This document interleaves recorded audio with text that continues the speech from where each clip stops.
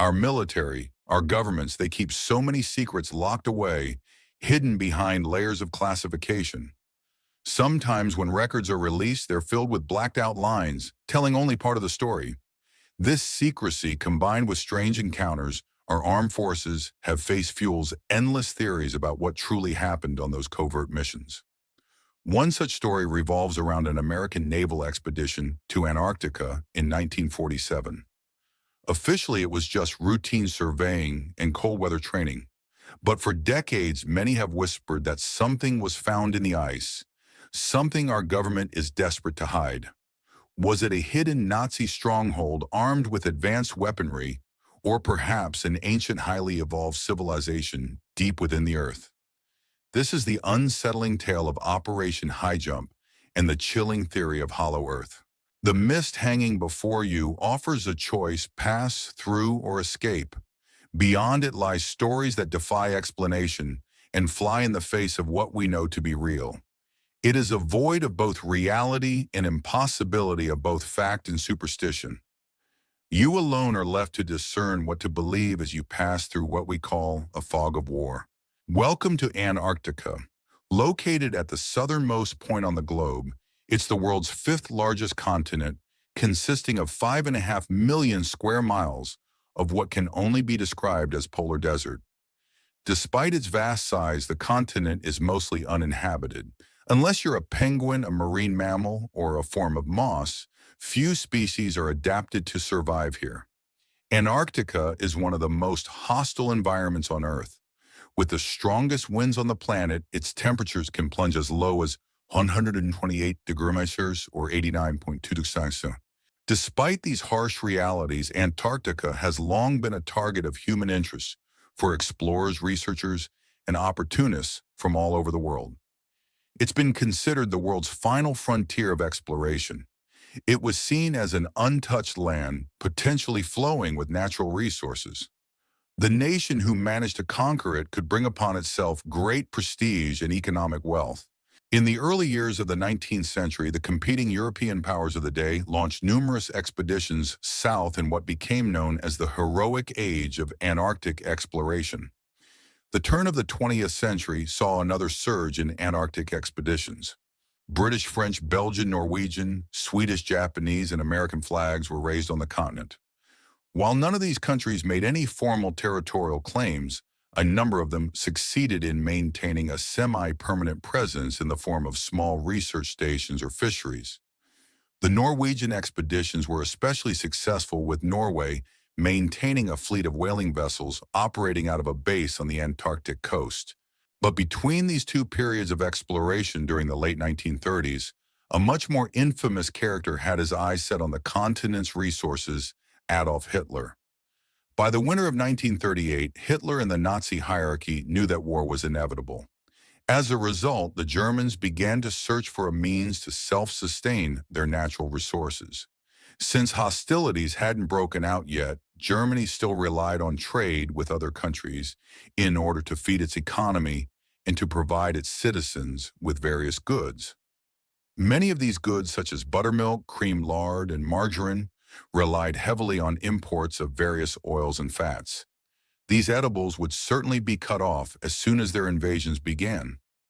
Looking to provide their own supply, the Nazis, watching the success of the Norwegian whaling industry, organized an expedition south, hoping to capitalize on the same Antarctic fishing grounds.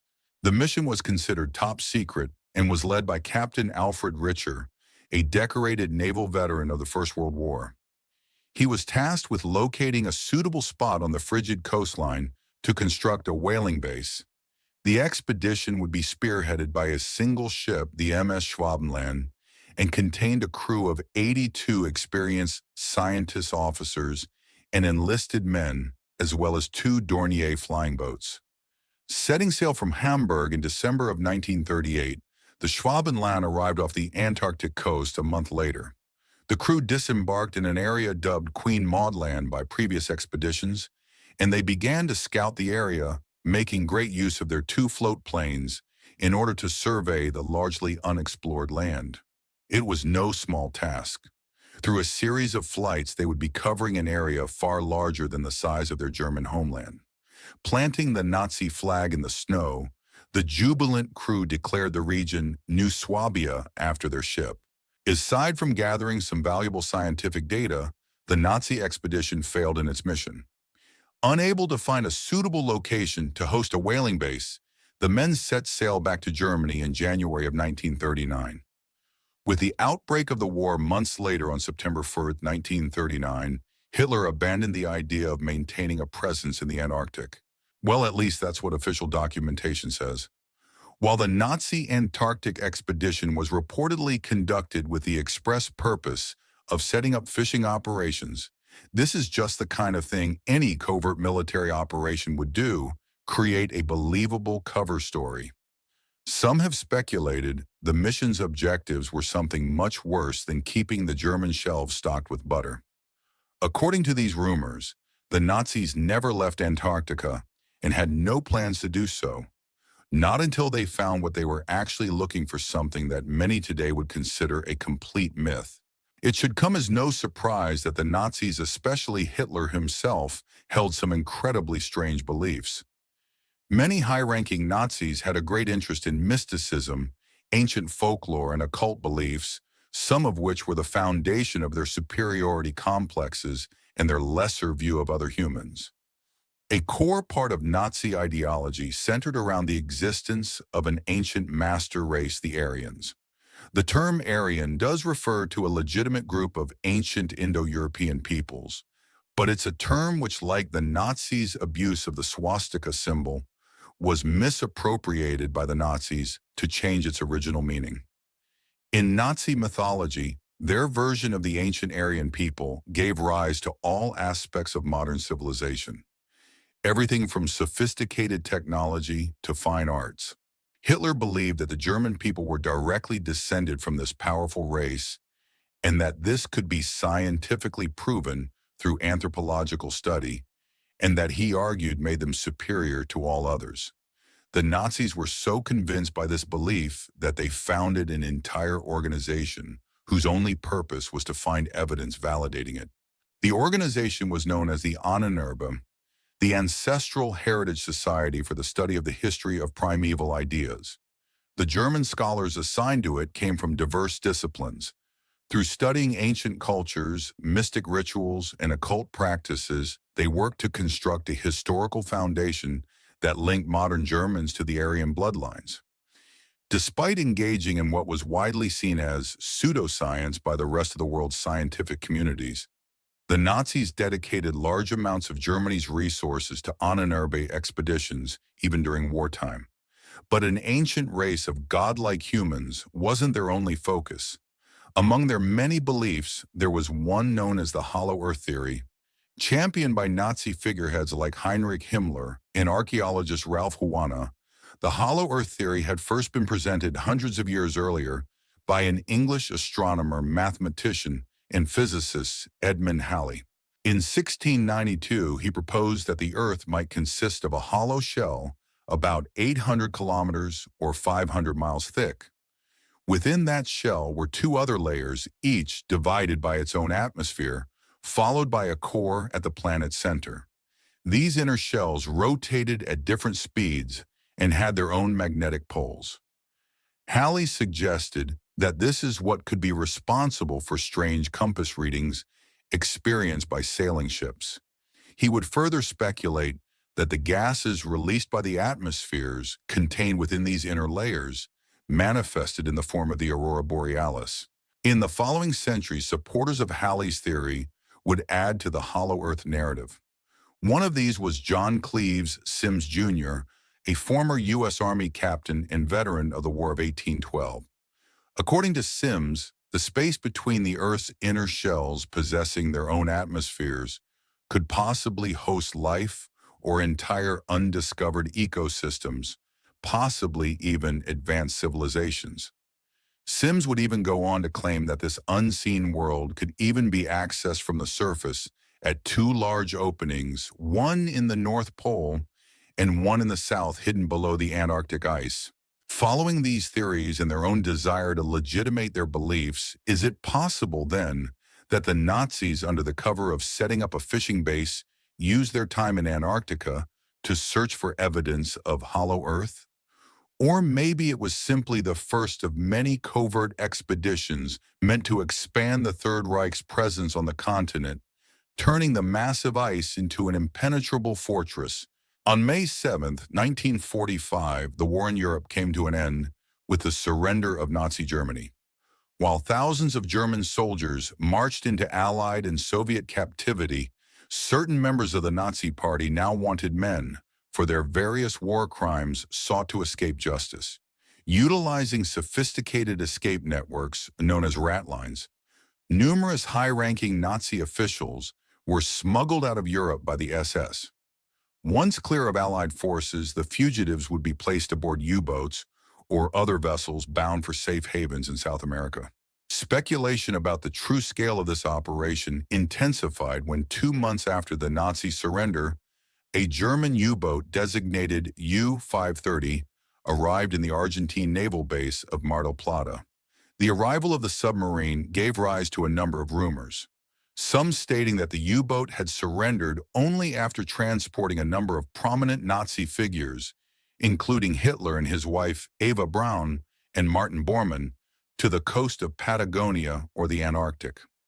About a week after the sub's arrival, Ladislas Sabo, a Hungarian-born Jewish man then residing in Argentina, would further fan the flames of these theories. In an article written for a local newspaper, Sabo wrote a detailed account of how Hitler and his closest affiliates escaped Germany, a claim he would later double down on in his 1947 book titled Hitler is Alive. Sabo's article took the world by storm, and with the arrival of yet another U-boat in Mar del Plata in August of 1945, this being U-977, the theories soon took on a life of their own. With each new version of the story, the legend of the Nazi Antarctic base only grew larger. In some renditions, the base serves as a kind of vault housing the cremated ashes of Adolf Hitler, which had been smuggled out of Berlin just before its fall to the Soviets. Hidden alongside these ashes are the many treasures and priceless artworks looted by the Nazis during their conquests. Some even speculated that the Nazi regime was alive and thriving beneath the Antarctic ice, constructing a fortress from which they could rebuild the Third Reich. While there were many who scoffed at these claims, theorists pointed to a series of quotes supposedly uttered by Karl Dönitz, the commander-in-chief of the German Navy. According to authors Colonel Howard A. Schonam, Buchner, and Captain Wilhelm Bernhardt, both German veterans of World War II, Dönitz was quoted in 1943 as saying, "The German submarine fleet is proud of having built for Zura in another part of the vault a Shangri-La, on Lent, an impregnable fortress. For those who believe in the Antarctic base's existence, it is the final bastion of Nazi resistance. Sheltered within the ice, the last battalion stood ready to fight. Armed with some of the Reich's most lethal and cutting-edge weaponry, as they waited for the enemy, German scientists are said to have continued their work on various prototype vehicles smuggled out of Germany, some of which, according to various rumors, were driven by anti-gravity technology far beyond that of their Allied and Soviet counterparts.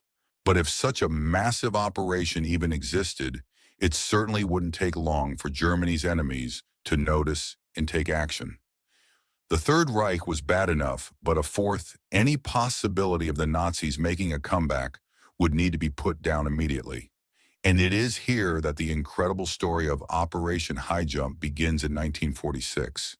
But rest assured, this is not where the story of Hollow Earth ends. Quite the contrary, it only gets deeper. Operation Highjump is a known and documented fact. The operation was launched on August 26, 1946, and was set to be the largest Antarctic expedition in history. Spearheaded by the U.S. Navy, the assembled task force was composed of 70 vessels, including icebreakers, supply ships, destroyer submarines, and the aircraft carrier USS Philippine Sea. Transported by the fleet were 33 aircraft, including a few helicopters, and 4,700 men ready to tackle the challenges of Antarctica. Over the course of the 6-month expedition, the Navy hoped to accomplish a number of objectives primarily centered around Highjump's official status as a training mission. American personnel would spend time training in Antarctic survival and warfare testing not only their own endurance, but also their equipment against the extreme polar climate. At the same time, the Navy hoped to determine the possibility of establishing and maintaining air bases on the continent, thereby expanding American sovereignty over the Antarctic. Leading the expedition from the bridge of the USS Philippines Sea was Rear Admiral Richard E. Byrd, Jr. Long before taking part in Operation Highjump, Admiral Byrd was no stranger to Antarctica and polar exploration. In 1926, Byrd, then a young officer in the early days of naval aviation, was credited with being one of the first men to successfully fly to the North Pole in a grueling 15-hour flight. Accomplishing this would make Byrd a national hero and earn him and his fellow pilot, Floyd Bennett, the Congressional Medal of Honor. 2 years later, Byrd's interest in polar exploration would take him south towards the Antarctic. Leading a small group of explorers, Byrd's expedition would construct a small base dubbed Little America on the Ross Ice Shelf. This was the same region that Operation Highjump would later take place. Beginning in late August of 1946, the historical timeline for Operation Highjump states that the American task force arrived in the Antarctic in late December.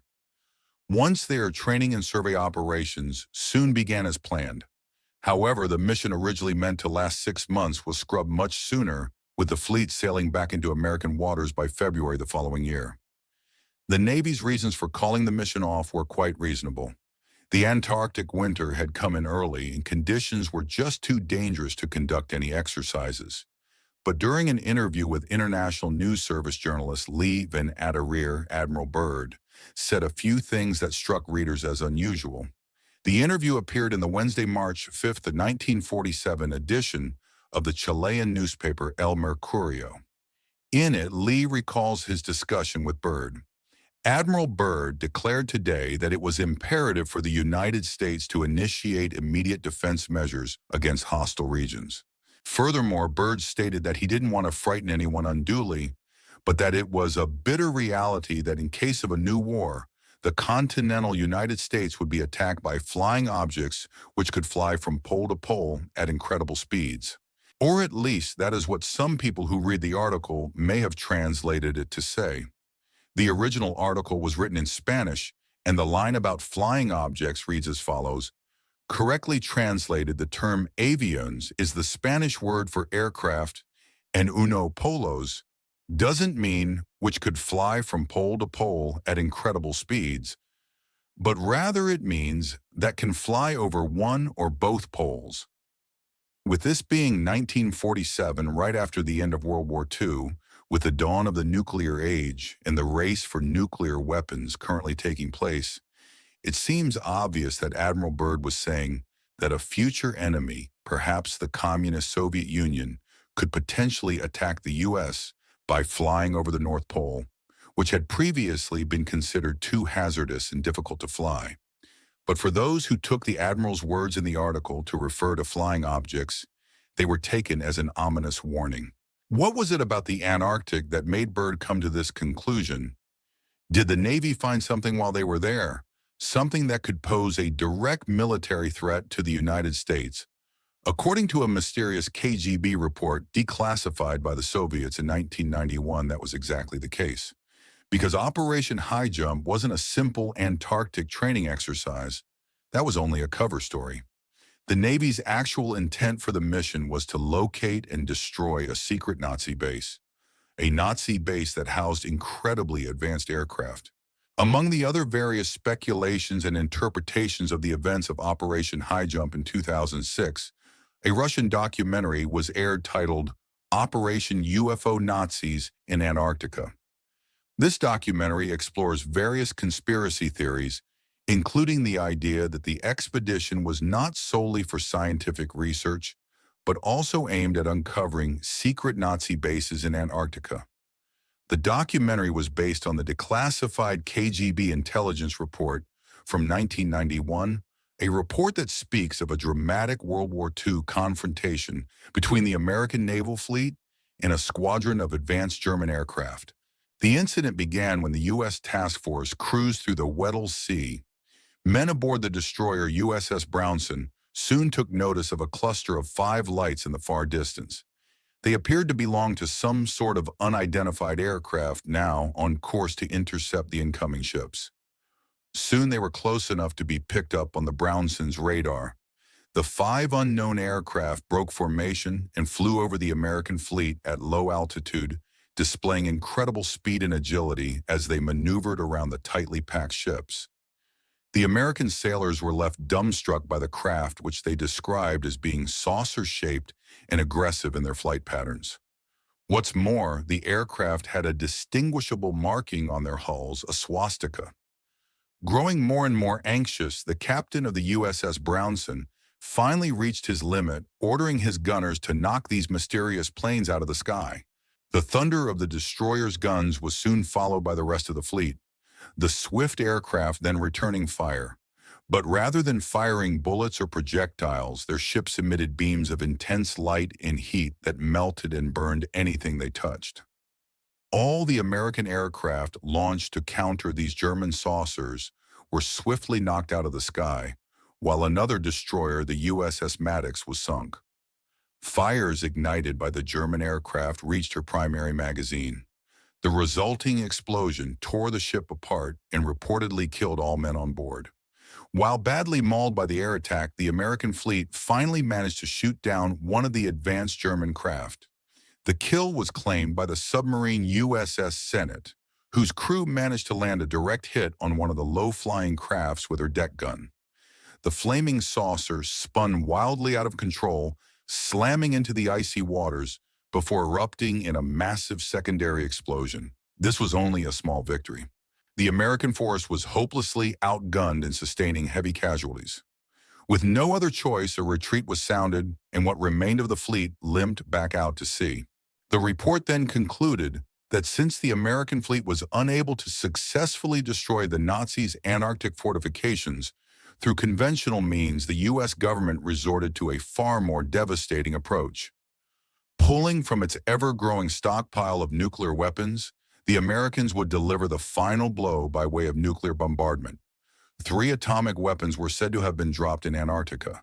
They made quick work of the Nazis' hidden fortifications, burying them deep beneath the ice.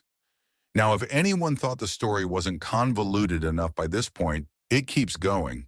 As a prominent explorer, Rear Admiral Byrd was known to keep a number of diaries containing notes on his various Arctic and Antarctic expeditions.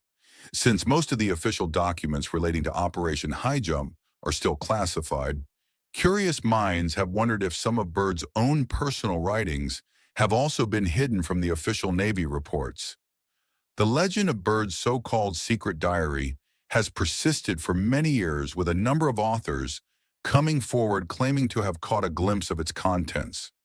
In author Tim Beckley's book, The Missing Diary of Admiral Richard E. Byrd, a bizarre incident is detailed in which Byrd, behind the controls of a Navy scout plane over the Arctic, is flying due north.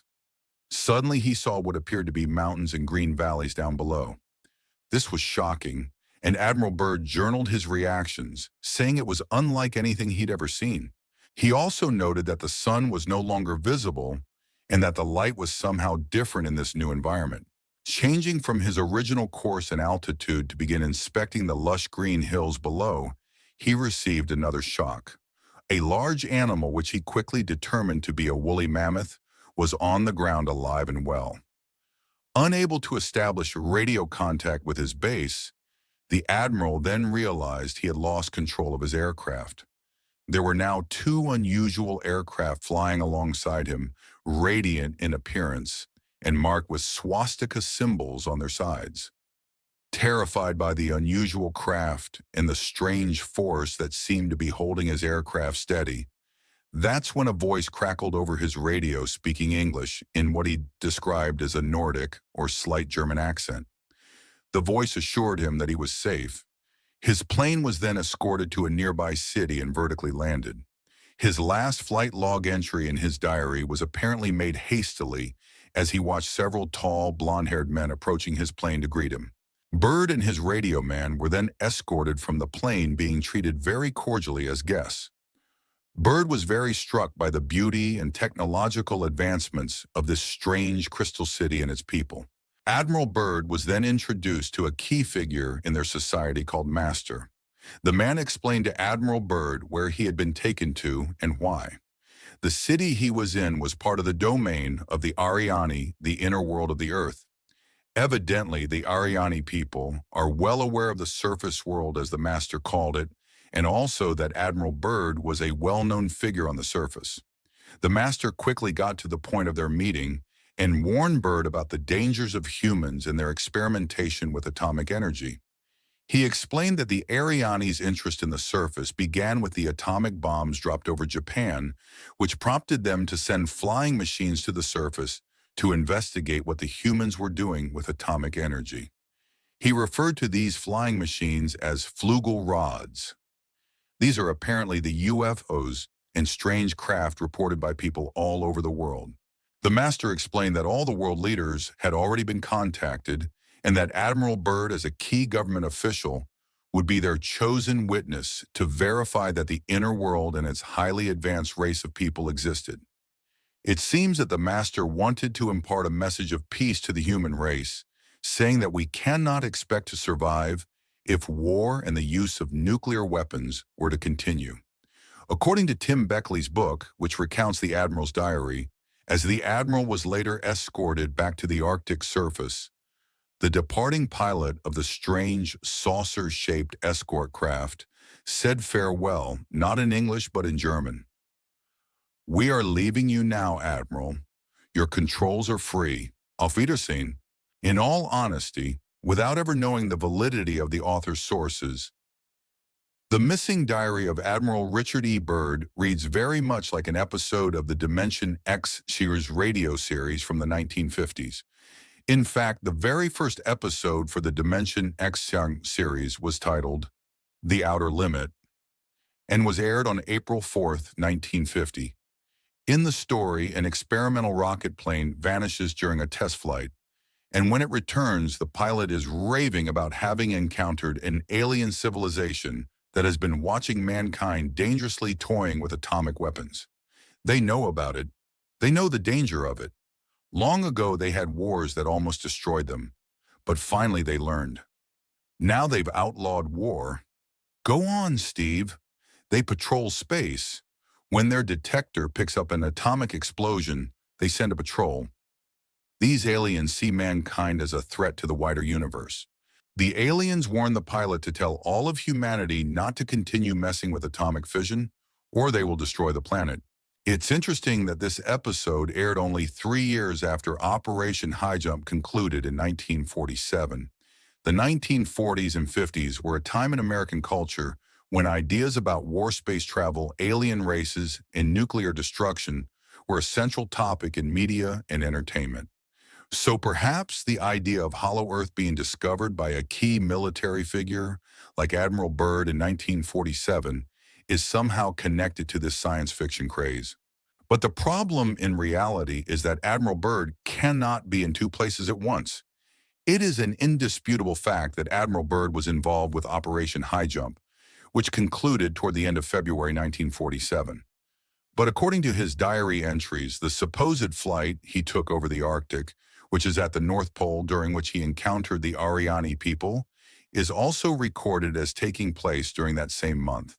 In the beginning of his diary, which was again not the original diary, but a book published in 1990 by an author who claimed to have read and transcribed his diary, Admiral Byrd, and the accompanying photo captions clearly state that his flight north over the Arctic and his meeting with the Ariani took place in February 1947.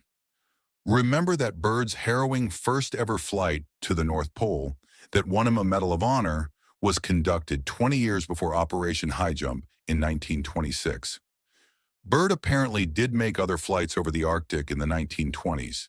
Those are the only other recorded flights he made in that region. Between 1947 and his death in 1957, with Byrd now being around 60 years old, records don't seem to support the idea that he was still flying missions over the Arctic after the conclusion of Operation Highjump.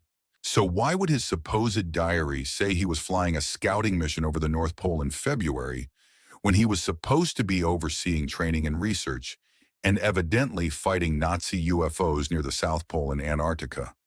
Are we to assume that while military records show him as acting OIC over a naval operation at the South Pole, Major Byrd snuck off ship in February to visit another base on the other side of the planet just to do a scouting flight and then return back to the South Pole? Or is it possible that the story has become highly convoluted over time, with facts, times, and dates becoming misconstrued, as well as fantastic additions about Hollow Earth discoveries and the Ariani people being added? Aside from the overlapping time frames, there are many other contradictions. In the account of the 2006 Russian documentary based on the KGB report, the UFO flugal rod pilots are clearly hostile, attacking and destroying U.S. ships off the coast of Antarctica. In the other account, the one in Byrd's diary, the pilots of the Flugarod are peaceful Ariani people, opposed to war and violence, warning mankind of the dangers of atomic energy. Do the conspiracy theorists believe that the Nazis encountered the Ariani first obtained advanced aircraft and then used them against the Americans again?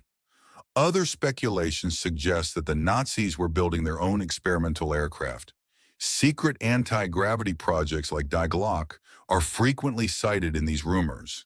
Whatever the case, the Americans taking Nazi war criminals from Germany after the end of World War II to work on their advanced rocket and space propulsion program during Operation Paperclip did nothing to quell such rumors. Speaking of bombs, in the diary record of Admiral Byrd's meeting with the master of the Ariani, the master mentioned the bombs dropped on Japan, but not the bombs supposedly dropped on Antarctica to destroy the hidden Nazi base, which may have actually killed a group of Ariani people rather than Nazis. You'd think the master would have said something about that when he met Admiral Byrd. It's also interesting that the Ariani name used in Byrd's supposed diary, along with the description of the highly advanced race of people and their German dialect, all of this just ties very closely with Hitler's pre-existing beliefs about the existence of an ancient Aryan race with their blonde hair and blue eyes and advanced technology. It's all very confusing. The Byrd diary entries, the KGB report, the Russian documentary, and the conspiracies surrounding the hidden bases in Antarctica. Bizarre as they are, they all seem to be dubious at best. Fabricated records that could have been created not out of whole cloth, but out of an amalgamation of both documented facts and wild conspiracies. But certainly all of them couldn't be true, what with all the conflicting information. Since we are on the topic of diary discrepancies, it's worth mentioning that even Admiral Byrd's 1926 flight over the North Pole is highly debated. The evidence of his flight reaching the North Pole was recorded in his personal diary. The debate is over whether Byrd's plane covered the distance and the time claimed, as skeptics argue that the available evidence suggests the journey was shorter than required to reach the pole fully. Some critics have pointed out discrepancies between Byrd's handwritten diary and the official typewritten report submitted after the expedition, which suggests alterations to navigational data. However, supporters have defended Byrd's achievements, questioning the motives behind the criticism and emphasizing the contextual challenges of polar navigation during that era. Far from claiming to have made an extraordinary discovery of Hollow Earth during any of his time spent in the northern or southern poles, we now see that even Admiral Byrd's much more practical claim of being the first pilot to reach the North Pole by aircraft likewise continues to be a topic of investigation and heated discussion long after the events took place. Even without the addition of UFOs and a Hollow Earth discovery, unless all of the official records have been altered, the possibility of a secret Nazi base being the target of Operation Highjump is also low. The mission itself took place in the Ross Ice Shelf area of Antarctica, a location previously explored by Rear Admiral Byrd in the late 1920s. The hidden Nazi base is often cited by theorists as being in the area of Queen Maud Land, the same region the Germans landed in 1938. These are two different areas entirely. If the goal of Highjump was to destroy a Nazi base in Queen Maud Land, then why was the American task force nowhere near this theoretical location? Quite frankly, without the availability of highly advanced technology, a Nazi military base in Antarctica does seem very impractical. While their U-boats did operate in the waters of the southern Atlantic, there's no evidence to suggest that a dedicated base was ever built on the Antarctic coast. According to official Nazi documents, their one and only expedition to the Antarctic was in 1938 during their efforts to set up their own whaling industry. A U-boat pen in such a location would have been impractical to say the least. The German submarines were fragile, and with the coast often extended outward by hundreds of miles of ice, 1 to 2 meters thick, the simple act of a submarine surfacing, docking, and departing would have been extremely difficult. In spite of these arguments, many theorists are quick to highlight that the Highjump expedition did sustain a number of casualties during its time in the Antarctic, including the loss of a few aircraft. For them, these losses are proof that contact was made with a hostile force. But by all official records, the only thing these men seemed to have encountered was a very harsh climate.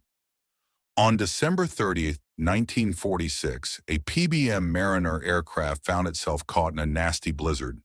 The whiteout conditions disoriented the crew and resulted in a crash that claimed the lives of 3 men. Then in January 1947, another casualty occurred when Seaman Vansen Woodall died during a ship unloading accident on the Ross Ice Shelf. He was tragically crushed between a piece of heavy roller equipment being used to pave the ice in order to build an airstrip. With 4 deaths and likely dozens of other cold weather casualties, the reports say that the Navy pulled the plug on Highjump early in order to avoid any further mishaps. So what about the 3 nuclear bombs supposedly dropped on the hidden Nazi base?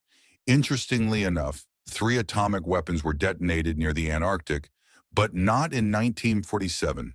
In 1958, clearly disregarding the warnings of the Ariani people, the U.S. wanted to see the potential effects that nuclear explosions had on the atmosphere. To accomplish this, 3 nukes were detonated at high altitude over the South Atlantic, about 2,000 kilometers off the coast of Antarctica, part of Operation Argus.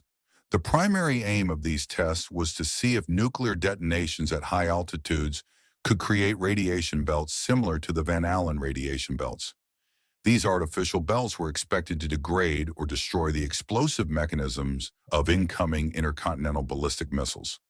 The theory was this could help in defending against potential Soviet missile attacks. This certainly resonates with Admiral Byrd's 1947 warning about the possibility of aircraft or very fast-flying objects heading towards the United States over the poles.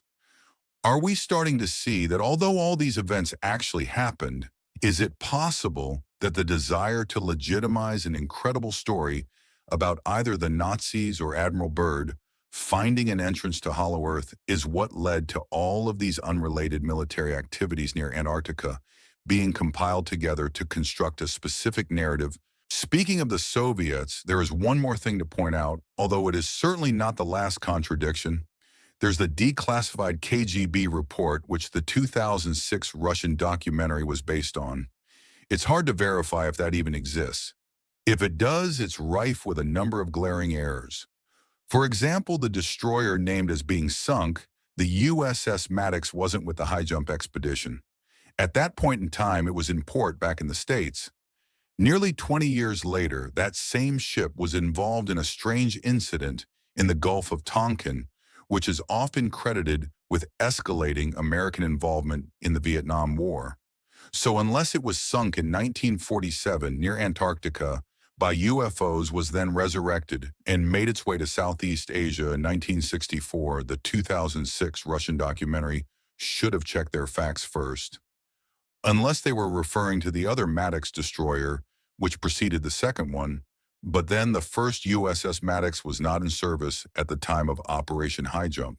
It had already been sunk by German aircraft in 1943, although not by UFOs, and not off the coast of Antarctica, but off the coast of Italy.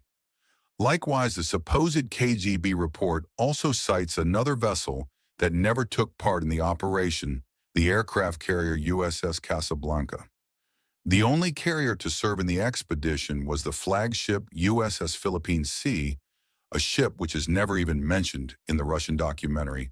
While all indications point to Operation Highjump being nothing more than an Antarctic training exercise, where does that leave us with claims of hollow Earth exploration?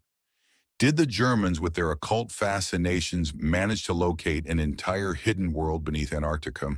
And did the Ariani then befriend them and give them UFOs to fight the Americans? Or do the Ariani people truly exist, and due to a case of mistaken identity, they were thought to be Nazis when encountered in the Antarctic by Operation Highjump? Apparently an easy enough mistake to make, what with their German accents and swastikas emblazoned on the sides of their flugal rod flying machines.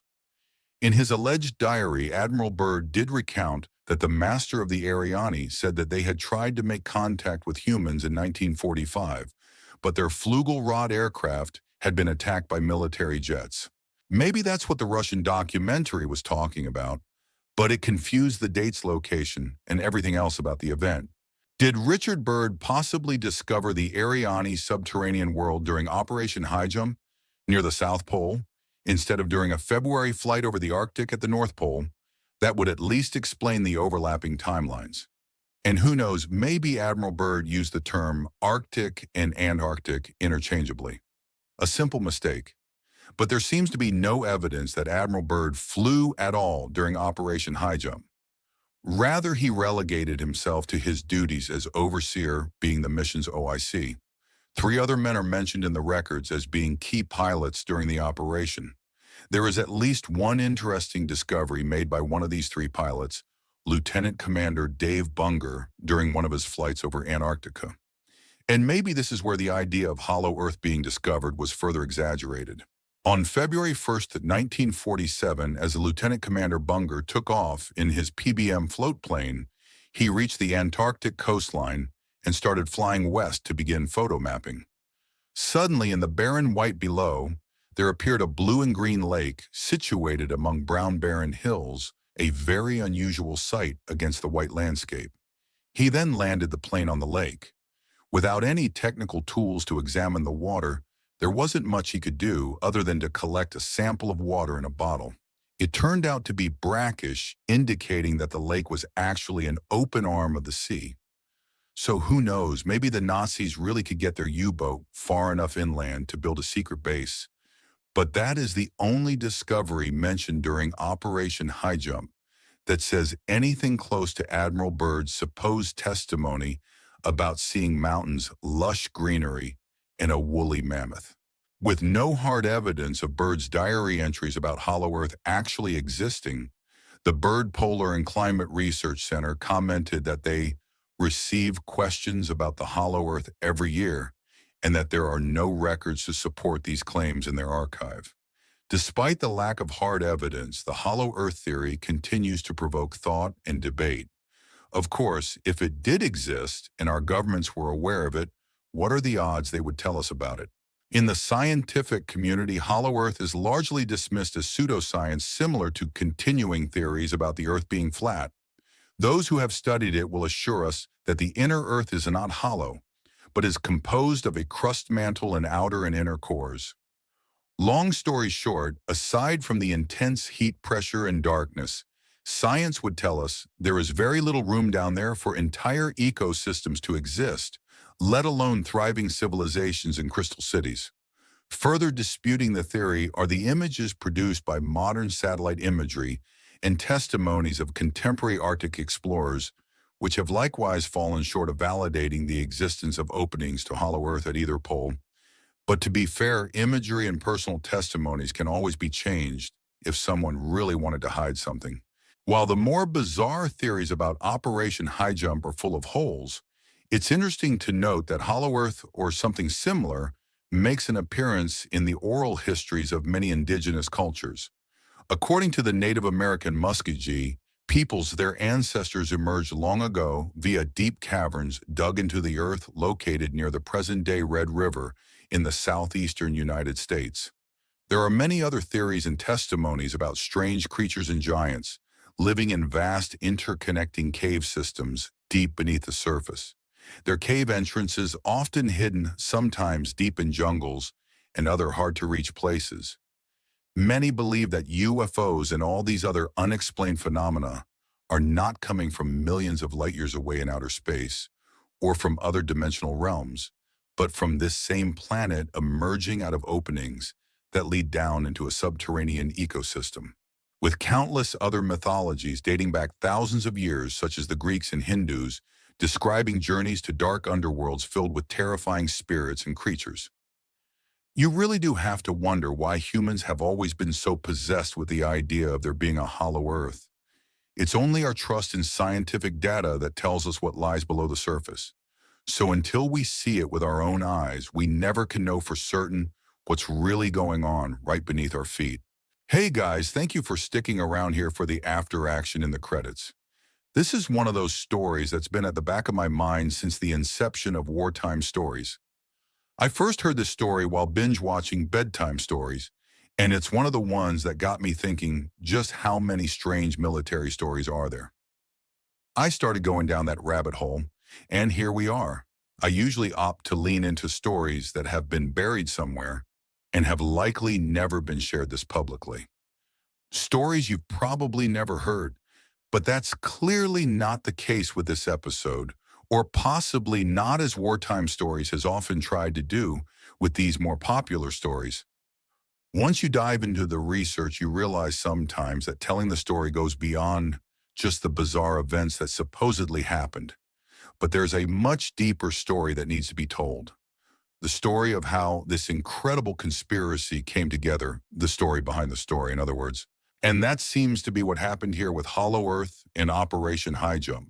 The most glaring thing for me was reading through Admiral Byrd's supposed secret diary and seeing how it clashes with the established facts. The diary claims Byrd flew over the Arctic in February 1947 and encountered the Ariane. However, the official records clearly show that he was the officer in charge of Operation Highjump in Antarctica during that exact same period. So unless I'm much mistaken, the Admiral Byrd Hollow Earth story in general seems to have glazed over the fact that the Arctic and Antarctic are two separate places. It leads one to think that since we know he was with Operation Highjump, the secret diary was either a piece of fan fiction or outright fraud that was supposed to provide proof of this Hollow Earth story. But whoever wrote the diary forgot that he was supposed to write Antarctic. Quite bluntly, I feel that it's unlikely Byrd would have been writing in his diary the way it's portrayed. Like he's documenting reports about things that are going wrong with the aircraft or the engine's observations he's making, and then his airplane is being flanked by UFOs and landing in a crystal city, and his first instinct is to keep writing everything down as he's witnessing it in real time. It seems very impractical, doesn't it? Whatever the case, this is certainly a story with a lot of glaring contradictions. The combination of various seemingly unrelated historical events and popular theories that wound up being combined into an amalgamated substance. All of this to just prove a rumor, maybe. Of course, many of these events are fascinating by themselves and would have drawn a lot of attention. The Nazi expedition to Antarctica in 1938, the U.S. military's Operation Highjump, 1946 to 1947, the post-World War II escape of some Nazi officials, the later nuclear tests in the South Atlantic.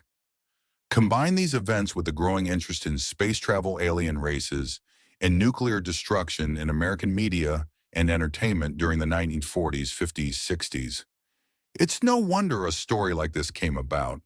What do they say? There's no smoke without fire. No doubt the unveiling of programs like Operation Paperclip and the involvement of Nazi scientists in the nuclear rocket and space programs helped to add to the flames of this conspiracy. Let me know what you thought in the comments, or perhaps if you have access to any other information that might shed some light on Hollow Earth, Nazi UFO bases, and the existence of the Ariane. Should we be allowed to know about that? Thank you for watching. Thank you for subscribing, for liking, commenting, the merchandise, anything you guys do to help support the channel and allow us to keep doing what we do here at Wartime Stories. As always, a huge shout out to both my Patreon and YouTube channel supporters. May God be with each and every one of you no matter what you are dealing with, and I will see you in the next episode.